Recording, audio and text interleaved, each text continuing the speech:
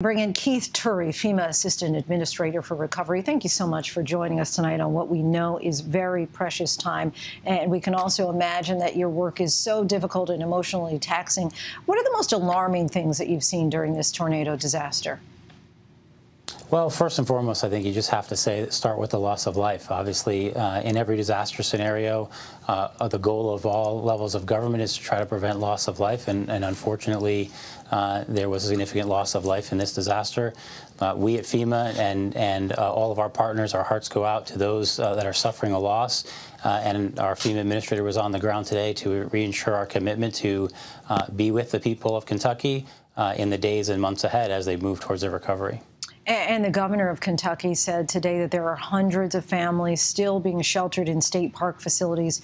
What's next for these residents, and when can they expect to go home, if their home still exists, or find a new one? Yeah, well, the recovery process can be long. First and foremost, our focus with our partners is making sure that everyone is safe. They have a safe place to stay. They have a safe place to shelter. They have food and water. The president's disaster declaration that he declared on Sunday allowed for FEMA to start providing assistance to individuals. We've opened up our registration, and survivors can register at disasterassistance.gov. They can call 1-800-621-3362, or they can use the FEMA mobile app to register. Once they register, we'll be able to have an inspector contact them to assess what their needs are and start helping with things like temporary housing assistance, funding for repairs, or funding for replacement of their home. FEMA assistance isn't a replacement for insurance, but we can help survivors get on their feet, and we'll be working closely with the state and local governments on what options are available for sheltering as they continue the process towards recovery. We've also been talking about the large number of people still unaccounted for. In your experience in disasters like this, when might we learn more? Is there still hope of more rescues at this point? Well, it's a challenging situation. Obviously, we have 4 of our federal urban search and rescue teams that are on the ground in Kentucky working with the state and local rescue teams. They're going to continue to do their work until they believe that they've completed it. I'll let them and the state speak to what the timing of those rescue efforts are, but FEMA's committed to provide support for as long as needed. And just today, President Biden said he's never seen so much tornado damage. Would you say the same? And how does this compare to other disasters that you've worked in?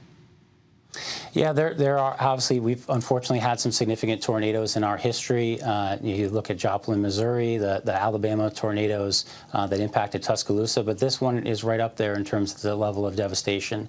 And we know it wasn't just Kentucky. There were other states that were impacted as well. And so the FEMA team are working with our partners across the states to try to provide as much support as we can. And again, we'll be there for the long haul. When we cover disasters like this, we often hear concerns that people will forget about these struggling communities as soon as the news cycle moves on. Tell us more about what these residents will need longer term in the weeks and months to come, and how long will FEMA be there providing help? Yeah, it is a long process. Obviously, you start with ensuring the incident is stable, that people have a safe place to be, and then we move on to issues of community recovery and individual recovery. That includes finding housing solutions, helping the community get its infrastructure back up, and helping the community rebuild in a way that works for them. You know, sometimes after disasters, communities they don't return to exactly what they were before. They return to something new, and that's what our goal and effort will be to support them on. FEMA will be with this community for years to come in terms of supporting them, not only with their temporary housing needs, but their infrastructure rebuilding and helping them throughout the entire process. A long road ahead, that is to be sure. Keith Turi, we thank you so much for your time. All the best to you. Great, thank you. Hi, everyone. George Stephanopoulos here. Thanks for checking out the ABC News YouTube channel. If you'd like to get more videos, show highlights, and watch live event coverage, click on the right over here to subscribe to our channel. And don't forget to download the ABC News app for breaking news alerts. Thanks for watching.